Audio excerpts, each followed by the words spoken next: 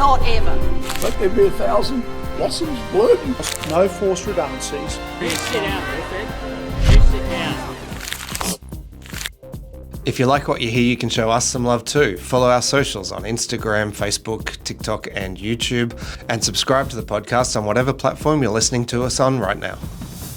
Well, we have a guest co-host this week. Senator Corinne Mulholland is in Canberra, and so Councillor Emily Kim has stepped up to be our co-host. Can't wait, it's going to be good. The episode with you was a hit with our audience, so thanks for coming back, Emily. And we've got a super awesome guest on the show today, league legend Justin Hodges. Thank you. It was going to be very hard to live up to your episode by the sound Oh, of it. no, not even. Hopefully, Your sandwich is better.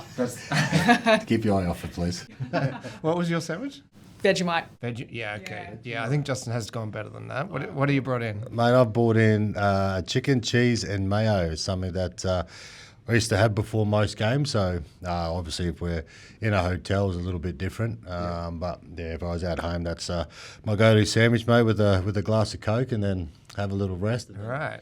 Get up and get ready to go to battle. So a bit of protein, a bit of carbs, and then some sugar. Bit of everything, as you need to get yourself up. But yeah, that was my go-to sandwich, and obviously I travel a fair bit now, and I like to get it toasted as well. But obviously didn't have time to get it toasted today. So what's the rest of the kind of pre-game routine?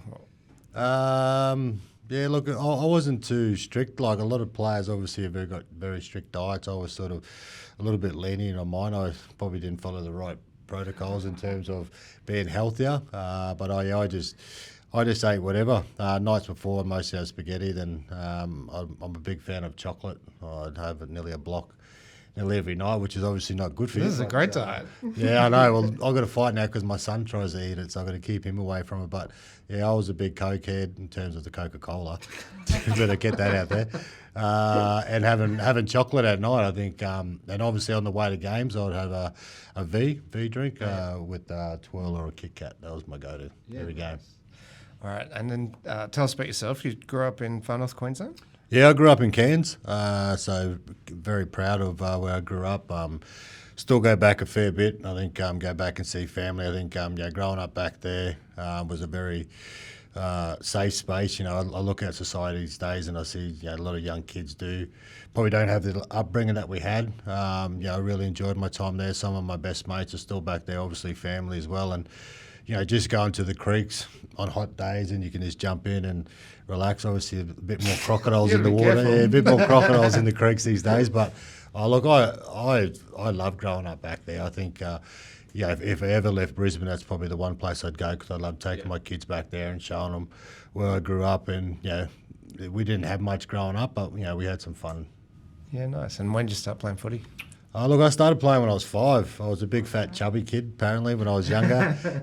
My brother's team, so he's 2 years older than me, he was playing, but he probably didn't pick it up as quickly as I did, so I think they were short of player. And as Mum and Dad always says that I was jumping up and down to have a run, and Mum was a bit hesitant, but Dad goes, look, just let him go. And, picked it up the game pretty quickly. And then, playing, I got 2 older brothers, so playing in the backyard, I used to get picked on a lot, used to get tackled into the fence, onto the road. So having 2 older brothers taught me how to be mentally tough and physically tough, and that's the way that I enjoyed playing the game. So it's a great time back home. And when did you start to get a sense that you were real good at it? Like, was it a rep team? Was it a win in the grand final?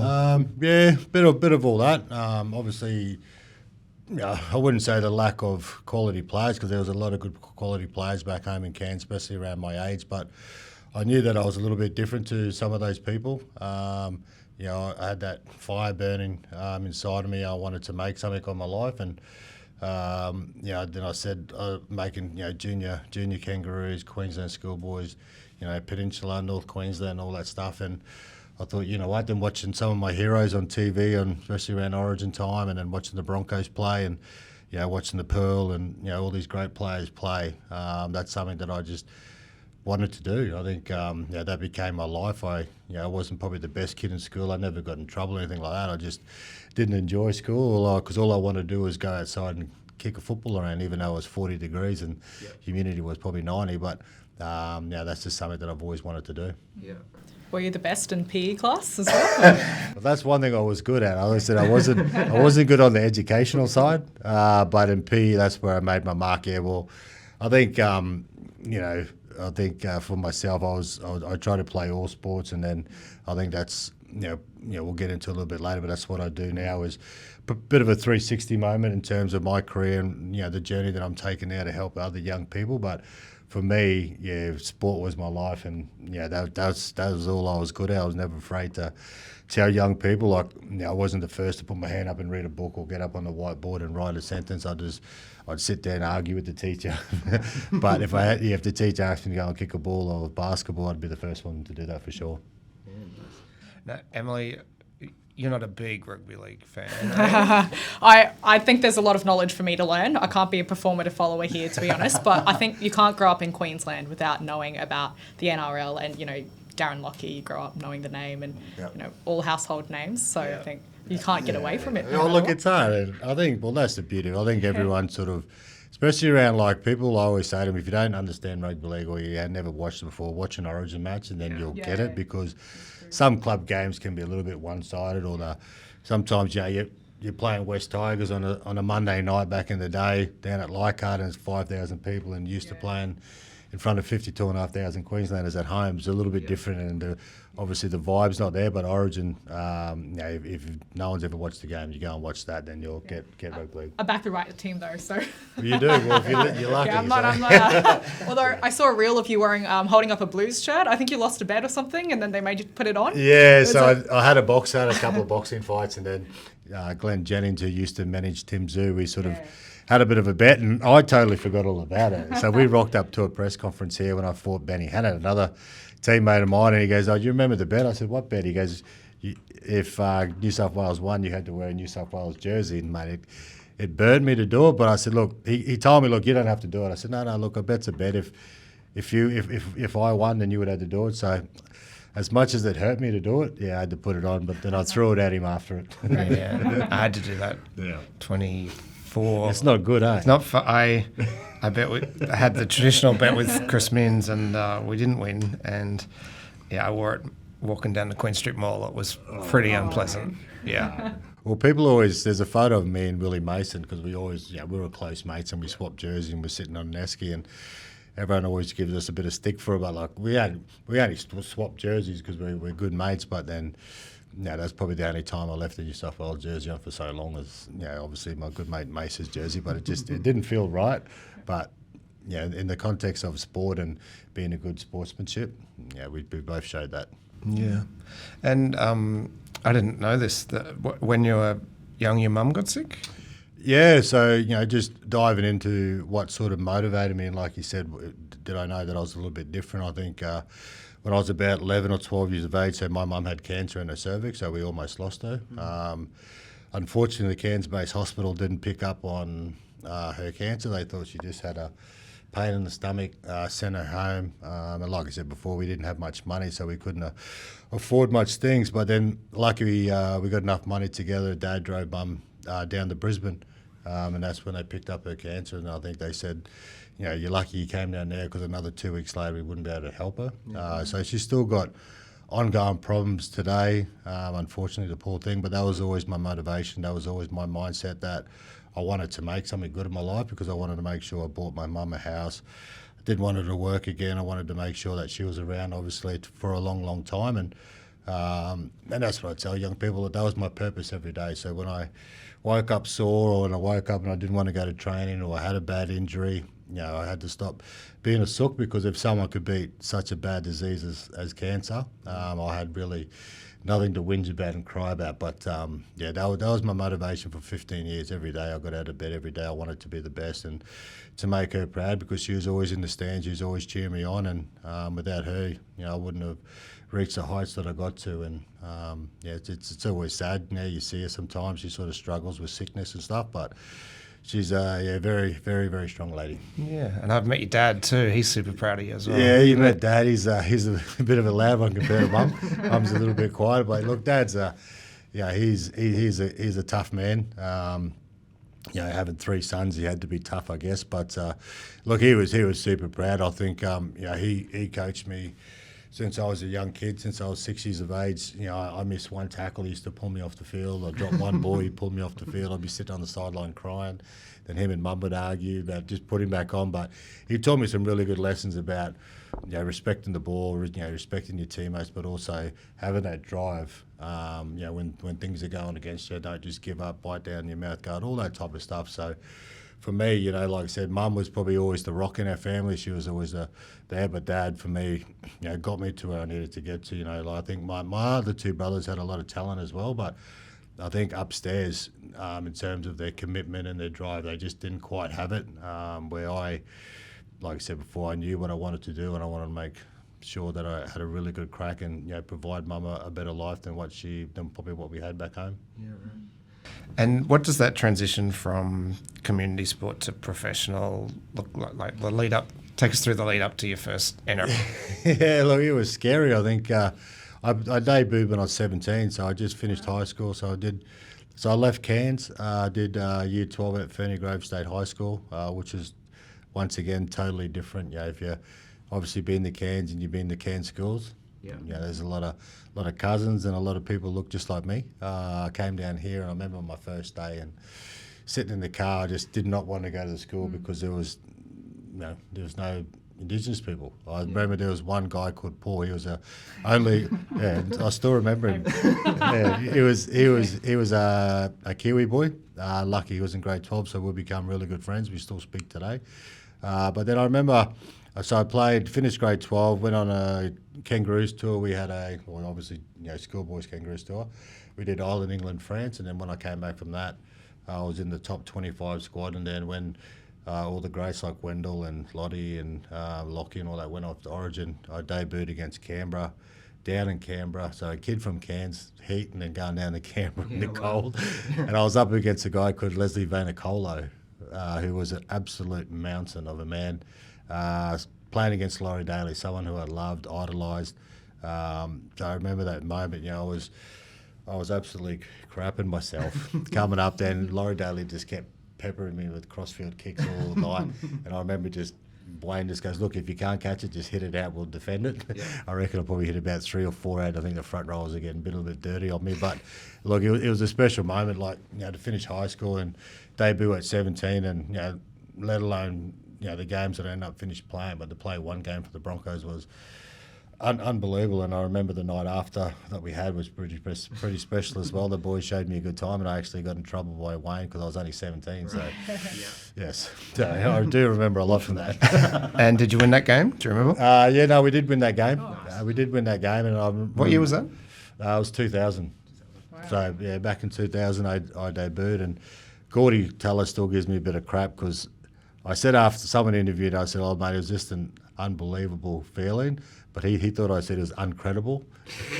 So he still tells people now that I said, it's such an incredible feeling to play. But he has these little jokes. But, I remember, walking into the locker room and seeing all those guys that I idolise, and you walk in, you see their names on the lockers and stuff, and you're just in awe of these people, you know what I mean? And that's what made the Broncos so special back then. It was just, I think now obviously times have changed a little bit, but, mate, walking in there and you're seeing all these people, and one of them tells you to go and do this, you go and do that, you go and do it. Like I remember sitting in hotels and Wendell would ring up and say, mate, I want an ice cream, go get me an ice cream. So I used to get out of bed, run down to the corner store down there and grab an ice cream because that's the way it was when you were the younger bloke. And what was Wendell's ice cream? Is it paddle pop kind of man? He liked these drumsticks. Drumsticks, I was going to, that was my second guess. He loved these drumsticks, bit of chocolate as well. So when you're young, and I remember doing the same thing when I got older. I had a couple of young players, so we used to call it the fat lap. So we used to go around the club. I used to get guys like Benny Barber, Corey Norman, Benny Teo in the car, head up to the garage. The garage is up top of Red Hill where the club is, and then they'd run in, grab me a Coke or grab me a V with a chocolate, and then we'll just cruise around the block, come back and head into weight. So it's your mentoring stuff. That was my mentoring stuff. So I made sure that I got it back as well, don't worry. We had Clinton Newton from the Players Association on a little while ago, and he was talking about how the games focus much more on player welfare and the HIA and all of, as well as mental health. So you debuted a quarter of a century ago.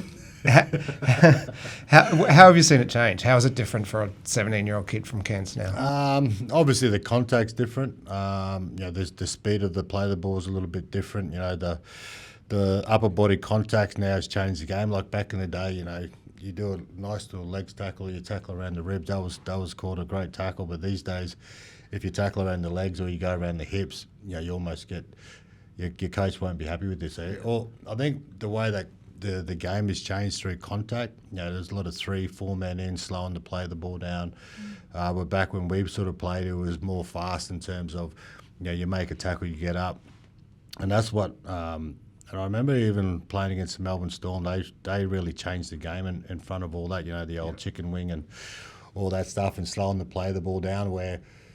The Broncos, they really perfected cheating. Yeah, they did. They were good at it. And, mate, that's probably why we couldn't beat them all the time. But in terms of that, I think, obviously the 6-to-go stuff now I think's changed. But I think, the main thing is obviously contact, the shoulder charges, all that type of stuff's gone out of the game. Well, I think it's better because if you look at some of the players that have played before us, a lot of them are really in some serious pain. And it is hard to watch them go through that stuff. And then, obviously the late Paul Green as well, what he went through. So it is a lot safer, and that's what I want. Like as a father as well, and my young kids playing it, you want the game to be safer. Yes, you want it to be physical. You want it to be physical, but then at the end of the day, you don't want to, walk out and retire and then not know what you've done. I think that's probably the most saddest thing. So I really appreciate the game for making it safer.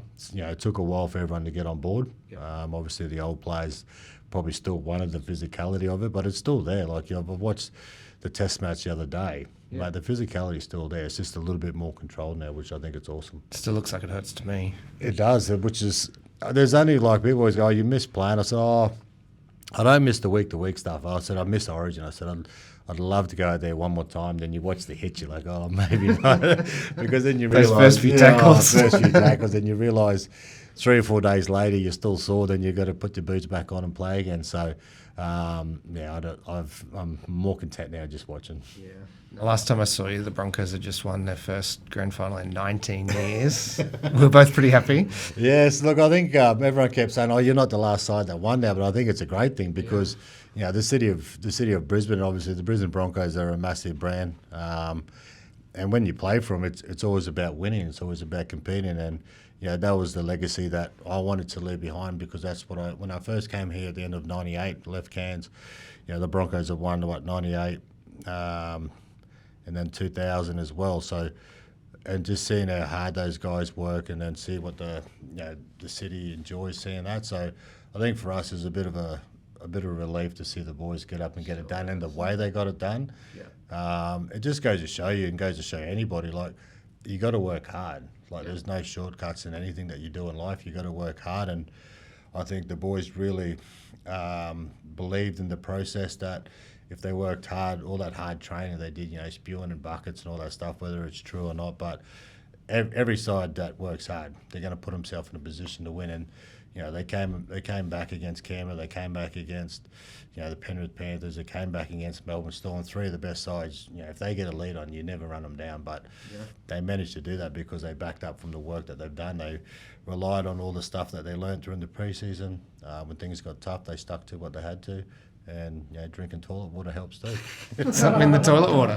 I might try some. That statistic, I think it's 17 minutes across the last 3 games. They only led for 17 minutes. Yeah, mate, it was just crazy, like how they did it. I think, and even now you sort of shake your head thinking, how did they win? Like it's like 3 Queensland Origin comebacks in a row. Yeah, exactly. And then like those 3 sides that I just mentioned, like you don't ever come from behind and beat them. Like what Penrith have been in the last 5-6 grand finals, won 4 in a row, and to come back and beat them, it's just it's mind blowing to think that and then I think obviously with Reno going off in the grand final as well, then Honey went off as well, and then it allowed Reece to step up and do his thing. So things like that happen for a reason, obviously. So, it's a full credit to Madge and his coaching staff, but then also to the players. Like, at the end of the day, you can have the best side in the world or the most talented side, but if you all don't come together at a certain time and believe in the processes, you're not going to achieve anything. And I think that's what separates the good sides to the great side, and they just become a great side on the night. Yeah. And you've been there when we haven't won a grand final too. Tell us what that felt like. 2015 was built as one of the greatest games of all time, but I said it could have been one of the greatest games. But good game for JT. Yeah, good game for JT. And I think we were the first Indigenous captains ever too in the grand final. I remember I had no idea, so Greg Inglis texted us both the night before and said, "Oh, did you know this was happening?" I had no idea, so that was quite special to do that. But yeah, it was a bit of a roller coaster because I thought we had it won. It was about 20 seconds ago, and then everything just went downhill from there and just went bad. But to leave in a grand final, I remember the year before. So I went down to support Greg and the Bunnies the year before, and that's when Wayne came back and had a few beers. And I rang Wayne carrying on, going, "Mate, we need to be back here," because before then, my last year was 2006, so it was like 9 years before I actually got back to another grand final. And I remember ringing Wayne and saying, "Mate, this is the greatest feelings of all time," because you sort of lose that because you haven't been there for so long. Obviously played in finals, but not a grand final. And he just goes, "Mate, call me when you're back off the drink and we'll have a chat." But yes, I agree with you. We need to be back there. But I remember that conversation, then going down to the sheds and seeing Greg and all the South Rabbitohs boys and how they were celebrating. I just missed that feeling. Cause I wouldn't say I missed, I lost it because I didn't know that feeling for a long time. And to get the boys to that grand final in 2015, we had such a great year, had so many good players, and I talk about before about being a good side or a great side. We were a great side that year, but we just a few little things through that game, we just didn't put the icing on it, and which allowed Cowboys to come back, and then history speaks for itself. But being a North Queensland boys, I was sort of proud that if I was going to lose the grand final, at least I lost it to some of my good mates that are in the Cowboy side, and then I've got a lot of family support Cowboys, and they still give me a bit of stick for it. But it was such a great final. But unfortunately for me, I could never rewrite that because I had to hang the boots up and walk away. But to play the game that I loved, to get paid to do it, and finish in the grand final, yes, would have been awesome to win. I had my son there. I think he was only one, or no, it would have been two. So the wife said that she was in the tunnel waiting to run on, that had to get called back to go back up the stairs. Dad was there. So it was a bit of an emotional time, but for me, I was more dirty that all those young guys that I got to play with didn't get to experience. So some of them had never even won a grand final. So it was more about, I wanted those young people to understand what it's like to actually win a grand final, and that feeling that you get and that satisfaction that you've just done something that not too many people get to do. So yeah, that's probably a bad time in my footy career, unfortunately.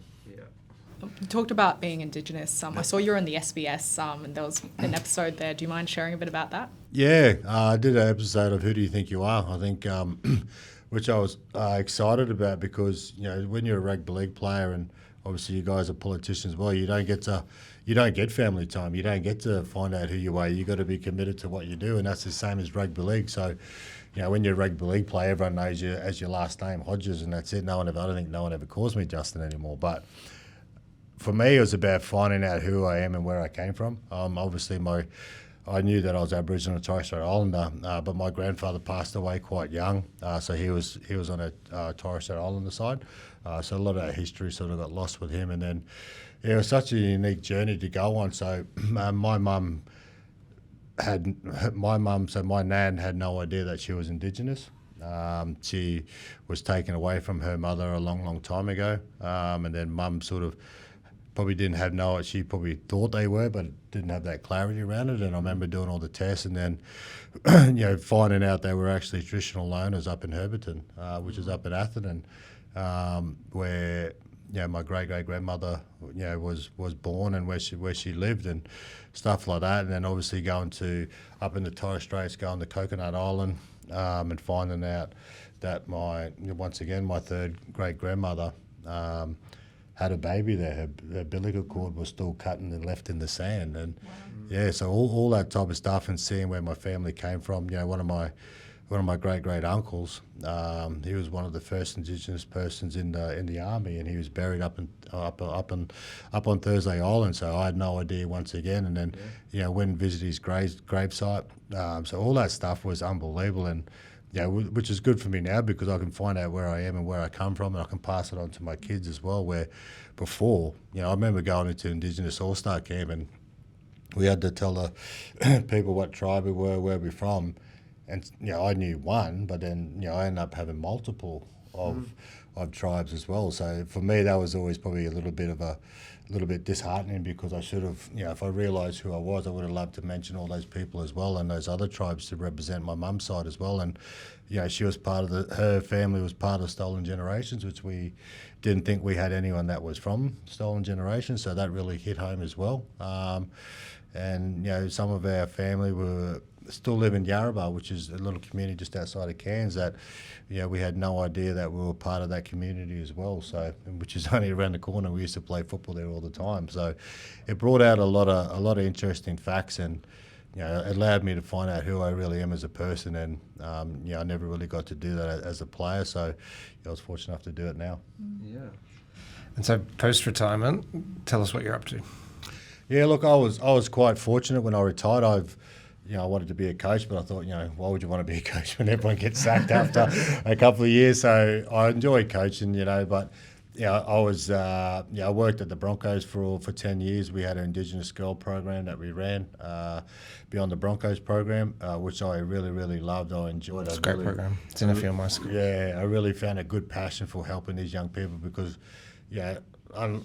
pretty much like myself, we came from a family that didn't have much money, but it wasn't a broken home. A lot of these young people that, mum and dad's either in jail or a lot of them are sleeping on their friends' couches and no motivation to finish school. And I remember I was a student support officer at Glenalla for 2 years in St. Peter Claver out in Ipswich, and seeing these young people coming to school. And I got one of the young girls, she was a massive GI fan, so she was about, and I'll never forget it because she was about to be, suspected she was about to be gone from the school. And I remember having a good conversation with the principal who I had a good rapport with. And I said, can you just allow me to try and help this young girl? I think I can help her. And then she ended up finishing grade 12. She graduated, so the first in her family. And I said, look, if you do all these right things, I said, I'll get GI to give you a message. I'll get GI to sign you a jersey. So which he did. And that's where my passion for helping young people grew. Then from that, obviously the full spectrum education. So we run a program now where it's a co-design model, where the Bronx program is sort of, and other programs sort of, it is what it is, you got to run it how it is. We like to build it with the leaders of the school. So we want the leaders to be on board, we want them to be accountable as well, just as much as we are. Otherwise, because kids pick up if they know their leaders are not interested in them or they don't care about them. So we go to all schools, organisations, and reach out to principals and leaders of the schools to build them a program, because obviously teachers are stressed, teachers are, some schools are short-staffed. So we're just a bit of a time function for them, so we allow them to get their time back so they can concentrate on their kids. And we bring our educator in who is highly qualified to come in and target those areas, whether it's a leadership program, whether it's an educational program, whatever it may look like in their school, because obviously we don't know every school that we walk into, so we allow them to say, it's an enhancement or an improvement model. And look, we've been doing that now for the last probably year and a half, all over the country, and it's really good, like I said, helping young people to believe in themselves and realise that there are some really good people out there who care about them and just want to see them succeed. And that's basically what I'm doing now. Yeah, and sometimes you do that with kind of the leaders of the school, the achievers, and then sometimes you're doing it with more disengaged kids. How do you tailor what you say to those two groups? Well, that's the good part of our program. So we can either build them like the upper two band for the kids that are really, really high achievers, and sometimes everyone forgets about those kids because they think, they're getting A's. They don't need help, but they probably need help more than anybody because the amount of pressure they're under to get the grades that they need, because obviously mum and dad are high achievers as well. So we cater to those guys as well. Obviously the conversations are a lot different. They're probably more just around like well-being and checking on how they're going and having someone to talk to, because obviously if they're high achievers, normally mum and dad's going to be high achievers, so they're going to be quite busy. And obviously the younger kids, it's about trying to get them to come to school. It's about trying to find what works for them. Having tough conversations as well about, it's okay if you can't read and write. Like we're here to help you. Like, and most of our stuff we do is one-on-one, so we try and build these young people up instead of like I said, I use myself all the time. Like if you get me up in a classroom and you want me to read a chapter out of a book or spell things on the wall, I'll be like, nah, mate, I'm good. I'll just sit here. You go and do it. Yeah. But a lot of these young kids, and the reason why a lot of them don't come to school is because of that shame and that fear factor of getting put under pressure. Young people are obviously bullying because some of them learn at different capacities, and I always use my same with my two kids. Like my son's a school captain at grade 6, and my little girl's in grade 3, and my business partner Benny, he comes over and obviously teaches them because we butt heads otherwise. But because I want them to learn, I want them to have that, and obviously my son Carter, he's just nearly a straight A student. He's just perfect because we had the time to put into him. Now my little girl we don't have the time as parents to help as much as we would like to, and she sort of lacks a bit of self-confidence and stuff where she sort of struggles in school, but now Benny's been helping her to progress, and I think that's probably a lot of family homes like that now, obviously with the the way the cost of living and all that stuff is. It's and I often tell principals I think it's going to get a lot worse before it gets better because both parents are working now. But back in the day, it was either mum working, dad working, someone staying home with the kids. And I just think some of our young people are sort of getting left behind, and we want to make sure that we're there to help them and make sure they don't. Someone's going to make a wrong decision. We've all made bad decisions in life, but it's making sure, okay, well, what did I do wrong? Learn from it, have a go. And that's what failure is all about. Like everyone's always scared of failure, but for me, it's like, okay, well, what did I do wrong? Let's go and fix it and have another go. That's always been my mindset, and we're trying to pass it on to these young kids. Yeah. As a young kid wanting to go professional for NRL, is it expensive to start up? Is it expensive for mums and dads? Is it hard to get in these days? No, it's actually quite affordable. I think I was on the news the other night. I think there's like dance and all this other stuff through the roof, but rugby league's still affordable. I think it's still about maybe $300 to sign up your kid to play.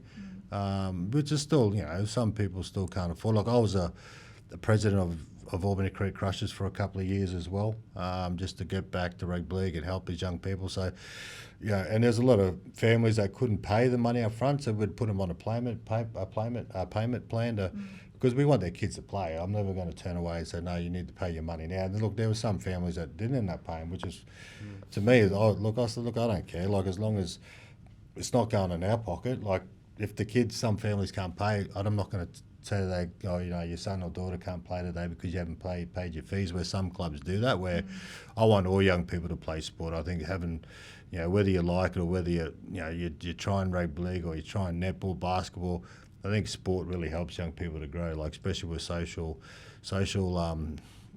gatherings now. Obviously everything's on iPads and everything like that, and just those soft skills that they can learn from playing a sport and interacting with other people. I think, obviously cost of living doesn't help, but rugby league's a pretty cool game and a pretty cheap game to get into. And if you're good enough, hopefully all the money that mum and dad spent on you as a kid, hopefully one day they'll give it back to you. They'll give it back to you. So hopefully the investment works out in the long run. So you're talking about your work in schools, and look, obviously there's been a lot of demonising of young kids recent years, and it just strikes me that sometimes it doesn't actually take a lot of attention and love and advice to get these kids back on track. Has that been your experience, in particular First Nations kids, I guess? Yeah, look, 100%. I think sometimes those tough conversations are hard to have with some of those kids, but I think especially with kids these days, and obviously even when we were young, sometimes you can say things without knowing the impact that you're going to have on another student. And I think having programs, but having people who have actually lived in those moments as well. What a great thing that you did to come and talk about leadership. When I talk about leadership in a way of I had to captain 29 other people. You've got to captain 4 million Queenslanders. Some angry, some happy, but messages like that, like you don't. Some people don't realise how much impact it could really have on them and how much it could change their life, because not everyone loves sport.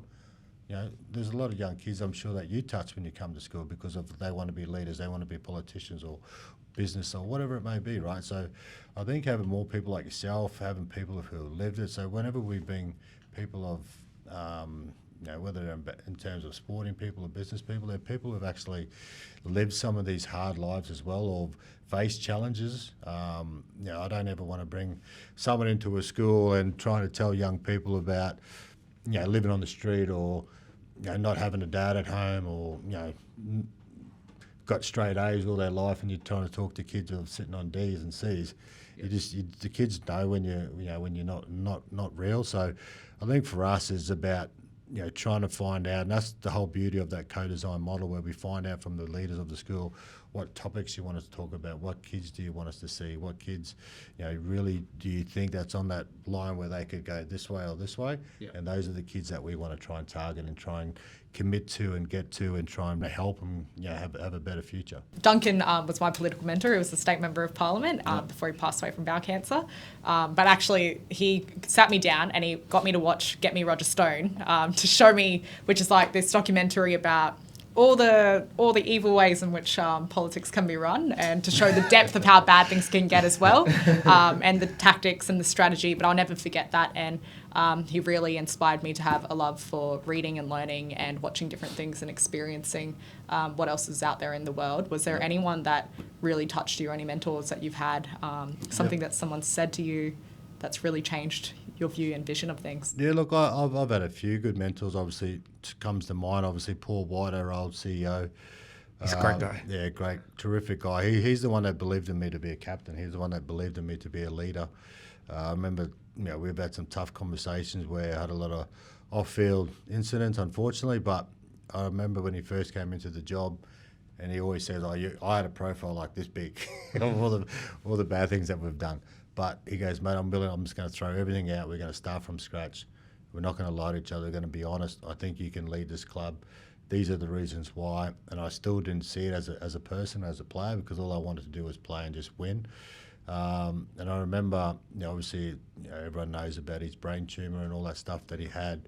Really hit home for me in terms of how quickly someone that you idolise and someone that you just, even though he was my boss, a CEO of a rugby league company where, you don't really get players and CEOs become really close, but we became close. And I remember, taking him to his treatment one day and just having those tough conversations about life.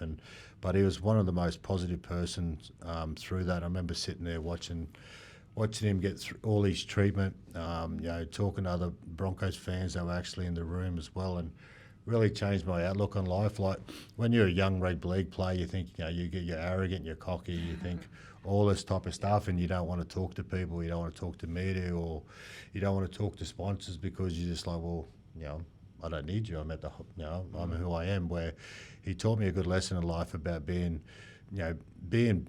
someone that people can respect, and someone that you could ring up one day. Like, for example, if I lost my job tomorrow, I could ring a fair few people and say, hey, can I get a job? And they would help me out in a heartbeat because of those relationships that I've built, the time that I had to take to rebuild them. But that's all because of, obviously, Whitey's work and what he saw in me and taught me how to be a great person, and obviously a great father. And another good mate of mine, Tony Scanlon, who used to own a bit of the Broncos and gained about 25%. He's a big property developer up in the sunny coast. He's 20 years older than me. He's godfather of my son, where it taught me a lot of good lessons in life around saving money, being a great parent, and all this type of stuff, and how to treat people in business, and don't take crap if you don't believe that's the right thing to do. So I was lucky to have a lot of good mentors, and people who have actually lived those lessons as well. Where, like I said, unfortunately for Whitey,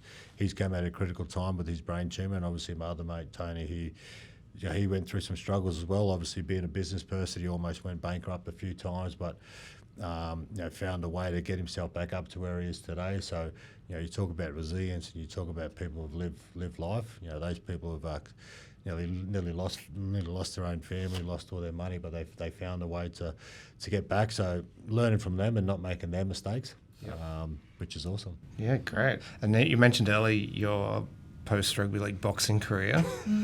What is I love combat sports and UFC and stuff, but I just can't physically get my head around what it would be like to get in a ring and be punched in the face? It is hard, I'm not going to lie. I use the analogy of like, it's sort of similar to rugby league without getting punched in the face. Like rugby league, you're getting hit, your body's getting hit, your head's getting tossed backwards. But unfortunately in boxing, you only, but I wouldn't do the other sport, UFC. My little skinny legs wouldn't hurt a fly. But boxing is something that I really enjoyed. I grew up watching it. Because I was injured a fair bit as well, so I did a lot of boxing training. Yep. But I should have got onto it a little bit earlier when I retired. But I was scared. Like I always said to kids, like I was scared of actually jumping in the ring. I was scared of getting hit. I was scared of losing. At least in rugby league, I knew that I was good at it, so I could. And I've got 16 other mates who can help me. Yeah. But in boxing, it was just such a different buzz and a different feel. And I'm a big believer, and like I said, like I preach this to the kids all the time, in my own kids, where if I'm going to do something, I'm just going to have a go. Whether people bag me for it, whether people criticise me for it, I don't really care, because if I'm telling kids, or even my own kids, to go and have a go in life, or you're worrying about someone who's sitting back having a beer and footy players shouldn't fight, blah blah blah. It's like, well, we're not saying we're fighters. We're just getting there having a go, because that's just something that we're passionate about. And look, I really loved the sport. I loved the toughness of it. I think one thing I did learn is you had to train very hard, because if you got into round 5, round 6, and you can't hold your hands up. And I remember one of my third fights, I got knocked out. Darcy Lassie, one of my old footy guys I played against, and it was only my third fight, so I was inexperienced. I sort of held him. Well, I should have let the ref come in and break it up, where I sort of pushed him. And as I pushed him, I sort of dropped my head, and he spun around, just got me a beauty straight on the chin. I was out cold, got up, but it took me probably like another year or so. I got back into it. I had a few more fights, fought the infamous Paul Gallen, the New South Welshman, who we like to hate, but that was good. But look, I was just a big believer in. I didn't want to be a person sit on the outside, oh man, I wish I did that, or all that type of stuff. If I want to do something, I'm just going to have a go, whether I succeed at it or not. I'm just going to have a crack. Pretty inspiring. Did you chat to Tim Zhu or Jeff Horn? No, not really. I think, they're two different fighters again. I think for me, it was about, look, I was always close with, obviously, Choc Mundine, but, I watched a lot of boxing, then I was like, man, I can do that. Like, watching Floyd Mayweather do all this stuff, I'm like, I can do that stuff pretty easy, Mike Tyson, but it's just different. I remember I sparred big Tia Moana, who's, I think we went to the Commonwealth Games, and they've got big hopes for him. He jumped out of the car one morning, he was just a massive giant, and it was only a couple of weeks for the fight, and he hit me in my jaw, and I had a bit of a compound, a little hairline fracture. But I didn't tell no one. I remember going into the fight, I was fighting against this crazy person. He was just like, mate, he was crazy. And I remember the bell rang, and my legs was just like, couldn't move, because I was like, man, I'll have to walk out here. And I held my hands up, and he hit me, and I was just like, mate. Then I just pretended like I was in the street, and I just threw everything. So the first one probably wasn't a boxing match; it was more of a street fight. Yeah, but no, I enjoyed it. No. All right. Well, we have a couple of questions that people have sent in. The first one is from Tia. She's asked, "What change do you want to see in sports?" Ooh, in all sports? Yeah.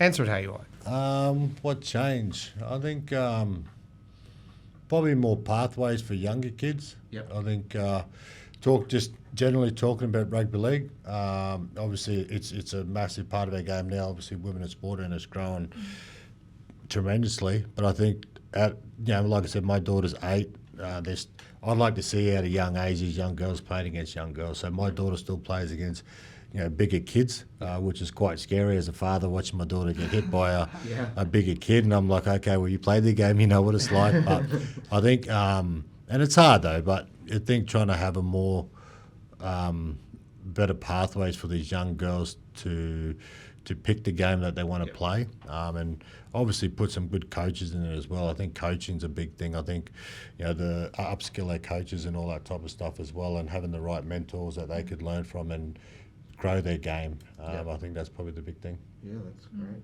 Lachlan asks, your go-to GYG food order?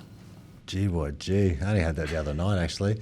I just like I love the chips to begin with. I think the chips are outstanding. I just get the burrito rolls. I'm pretty with the rice and that. What kind of meat? Chicken. Chicken. Yeah, Spicy, not chicken. spicy. No, I can't eat spicy. You don't want me to have spicy food. So, like I said, going back to my mum, she can't eat spicy food, and I think I've got her weak tummy. So if I have anything spicy, mate, you know where I'll be. All right, enough said. Yep.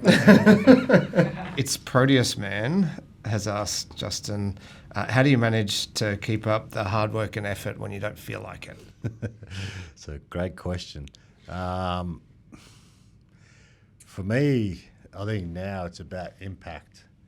Now I know that the impact that I can have on someone's life now is probably the reason why I get out of bed most days, or get out of bed every day. And I think for myself, obviously, being the best father I can be, because obviously there's no coaches or no manual that helps you out on that, and that's probably one of the scariest things too at the same time.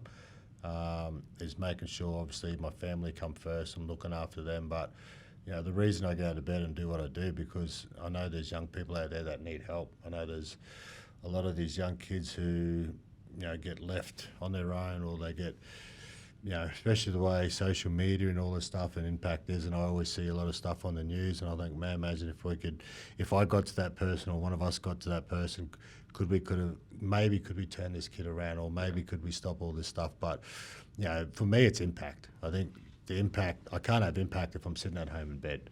So for me, it's about getting out in the community, putting smiles on faces, whether that lasts for a day or a week. At least you're out there, you're trying to change people's mindset and help. So for me, it's about having an impact and trying to change people's mindsets and get them to believe in themselves. Well, I reckon you're definitely making an impact. Thank you. So are you guys. Thanks for joining us, Justin. Now, should we open up the sandwich, see how it looks? Been on and off, haven't you? How'd you know I didn't already eat it? You can have some. No, I'm all good. You can have it. I made it. Did you really? Yeah. Oh. Look at that. Oh, How do you want me man. to- Maybe I'll taste test a little bit Yeah, then. taste test a little bit. Look All at right. that. See Do you that. want to split, Stephen? No, you can have it. You sure? I've had my chicken Yeah. sandwich already. Double cheese, though. cheese. Sandwich already. Chicken and mayo. You just get that? A bit of a tour. Look at that. That's perfect. I'll rip a bit off. Oh, it's good, isn't it? Are you sure? just give me that. Okay, sure. Oh. I couldn't eat that much white bread. You won't need Vegemite again. Oh, yeah. Well, that's good. No butter on the bread, just healthy. Salt or pepper? Without the cheese. Just salt. It's good. Well, yeah. 10 out of 10. 10 out of 10. Yeah, Broncos sandwich right here. Better than a Vegemite. Debatable. Maybe mix it in. Well, that would be different. Not now, not ever. Let there be 1,000 blossoms bloom. No forced redundancies. You sit down, Wilfred. You sit down.